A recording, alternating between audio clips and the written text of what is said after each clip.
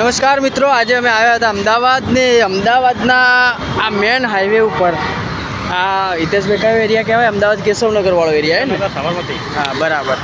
અને આ રોડ ઉપર આ મેટ્રો છે, મેટ્રોની જે આ બ્રિજ છે, બરાબર. મોને હિતેશભાઈ બંને જણા અમે આ અમદાવાદમાં આજે આવ્યા હતા અને અમે રોડ પર ફરવા નીકળ્યા જમ્યા પછી. અને જમ્યા પછી રોડ પર ફરવા નીકળ્યા તો અમને થોડો દારૂ જેવી વાસ આવી અને એ વાસ જોઈને અમને લાગ્યું કે આટલામાં ક્યાંક દારૂ પડ્યો હશે, પણ દારૂ તો ના મળે.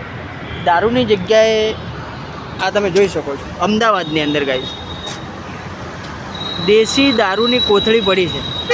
હવે તમે જોઈ શકો છો કે અમદાવાદ જેવા એરિયામાં આ દેશી દારૂના કોથળા, તો અહીંયાના લોકોને કેટલો ત્રાસ હશે હિતેશભાઈ? અહીંયાના લોકોને કેટલો ત્રાસ હશે દારૂ બાબત?